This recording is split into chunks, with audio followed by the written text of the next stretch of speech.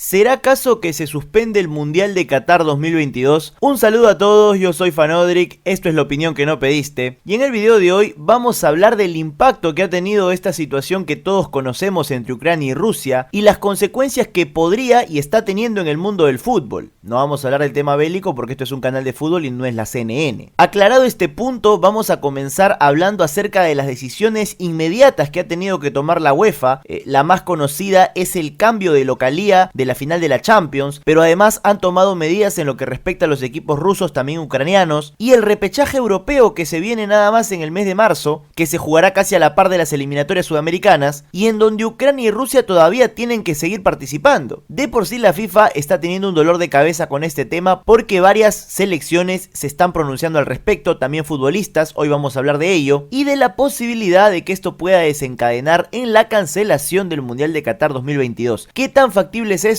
Bueno, vamos a conversarlo todo eso y más en el video de hoy. Hey, antes de comenzar, no olvides suscribirte y activar la campanita para que este canal pueda seguir creciendo. Asimismo, te invito a que conozcas mi canal secundario Acá Fanodric, donde hago en vivos y pronto estaré subiendo vlogs en Uruguay acompañando a la selección peruana. El enlace estará en la descripción y el comentario fijado. Ya sin mucho más que decir, comencemos con el video. Tras la noticia que ha movido al mundo en las últimas horas, la UEFA tuvo que declarar una reunión de emergencia. De por sí ya tenían previsto que si el problema estallaba, tendrían que mover la sede de la final de la Champions, que este año se iba a jugar en el estadio del Zenit de San Petersburgo. La ciudad rusa iba a albergar la final del torneo más importante de clubes, pero esta se ha tenido que mover de emergencia a Francia, exactamente al Stade de Reims. Con esto la UEFA logra sacarse un peso de encima, pero los problemas recién comienzan. De por sí ya estaban al tanto de que esto podría suceder y se estaban barajando varias otras opciones para realizar la final. Se habían ofrecido más que nada estadios de Inglaterra, sobre todo el Wembley, pero la decisión fue llevar la final de la Champions de esta temporada 2021-2022 a Francia. Y de momento la UEFA ya no quiere saber nada con la Federación Rusa ni disputar nada en ese país.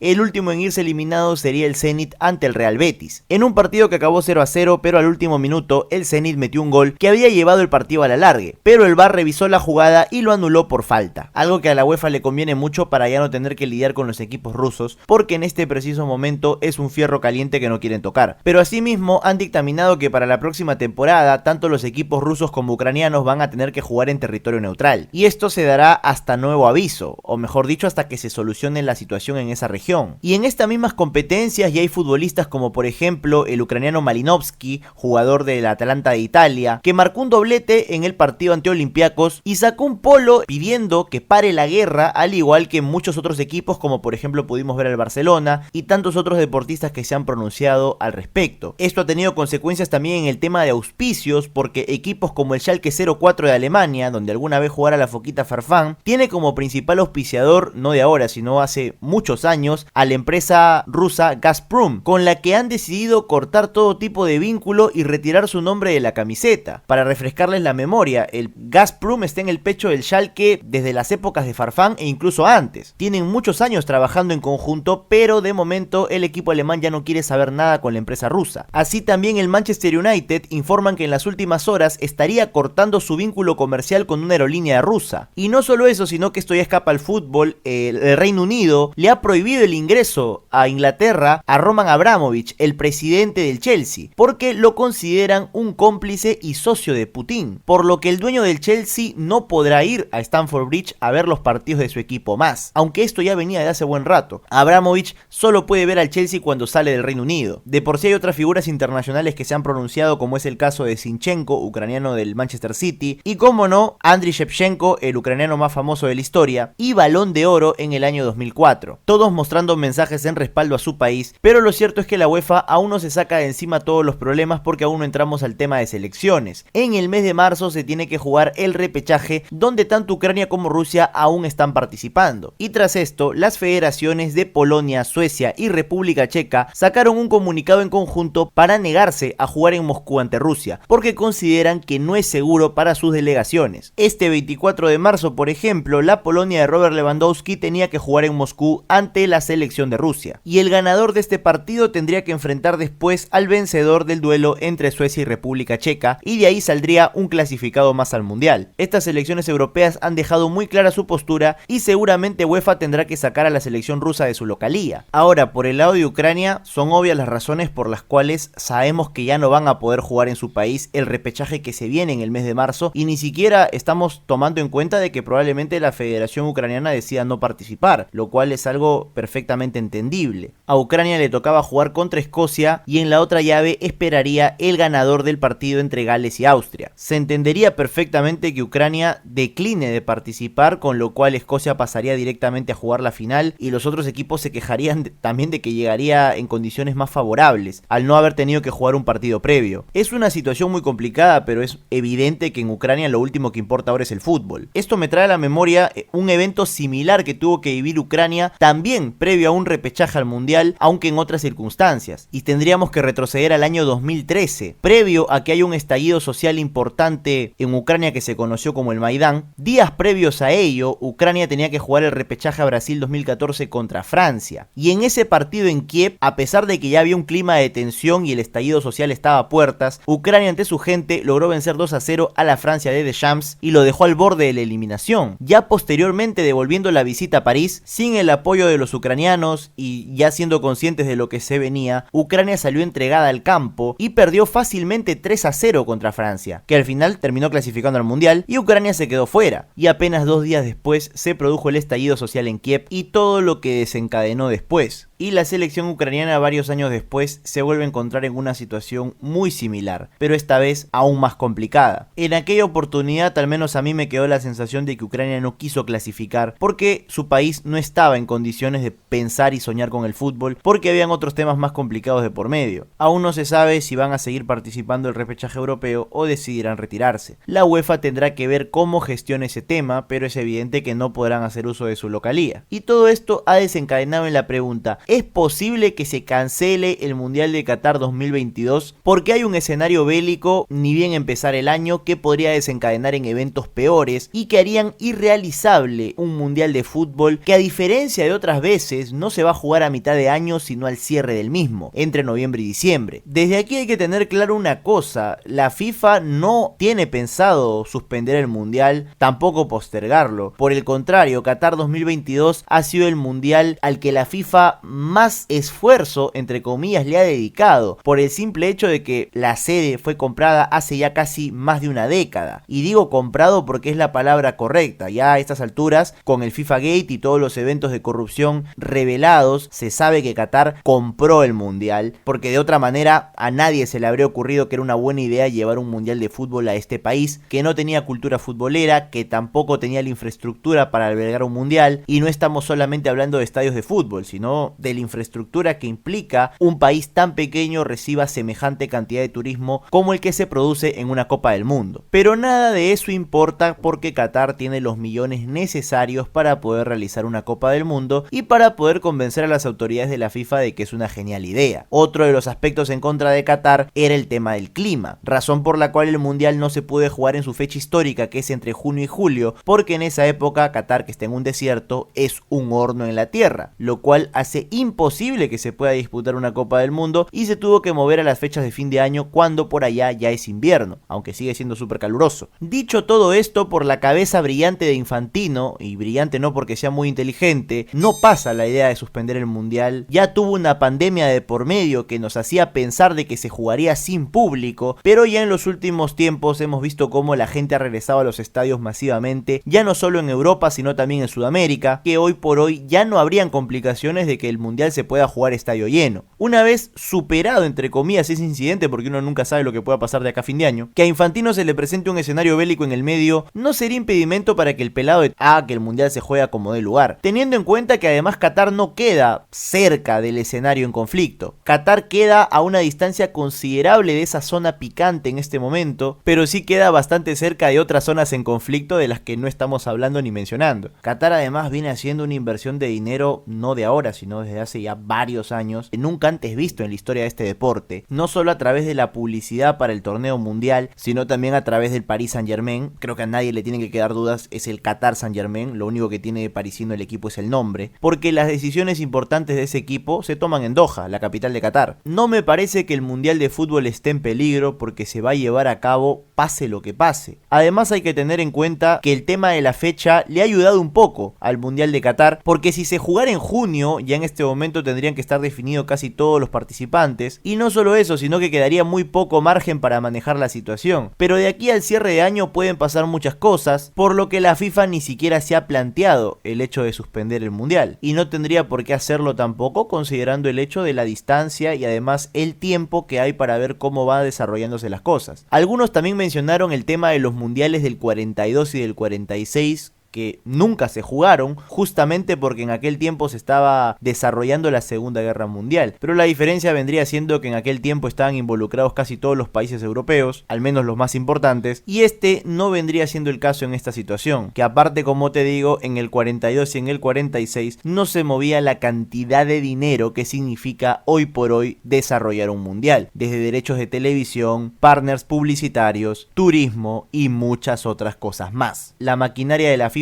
no tiene planteado detenerse, y mucho menos al mando de un Infantino que, si por él fuera, haría el mundial cada 2 años. Y esto no es una exageración, lo han manifestado y hasta tenemos video de eso en el canal, que lo puedes encontrar como "es inevitable, el mundial se jugará cada 2 años". Igual lo pondré al final en los videos recomendados. Dicho todo esto, esperemos que en el mundo haya paz. No he querido tocar temas bélicos en el video acá porque pues, no corresponde. Yo sé que la gente no entra aquí para escuchar un resumen de lo que está pasando allá, pero en el mundo del fútbol vaya que ha tenido un impacto, no solamente en el tema de mover sedes, de tener que ver cómo harán jugar el repechaje, sino también que algunos clubes importantes de Europa, como es el caso del Manchester United, e incluso el Schalke 04, que después de muchísimos años con la empresa Gazprom decide cortar su vínculo porque ya no quieren saber nada con Rusia. Veamos cómo se desarrolla el tema en las próximas semanas, si hay más modificaciones de la UEFA, que tendrá que afrontar su repechaje en un clima bastante hostil, bastante incómodo, sobre todo para Ucrania, que como te mencioné, no tenemos claro si va a querer participar de un repechaje. No creo que sus jugadores, su comando técnico, estén con la mente puesta en clasificar un mundial. No sabemos si van a querer saltar al campo de fútbol y darle una alegría a un pueblo que está huyendo, aunque en este punto el fútbol ya no es tan importante para ellos. Sea de la forma que sea, esperemos que no tarde en regresar la paz. Y bueno, eso ha sido todo por el video de hoy. Muchas gracias por haberme acompañado hasta este momento. Ahora dime tú, ¿qué opinas al respecto? ¿Sientes que el mundial de fútbol corre peligro o que pase lo que pase se va a llevar a cabo? Házmelo saber en los comentarios, que te voy a estar leyendo. No olvides suscribirte si aún no lo has hecho. En este canal hay contenido variado y aquí hay otros videos que te pueden gustar. Ya sin mucho más que decir, me despido y conmigo será hasta un próximo video.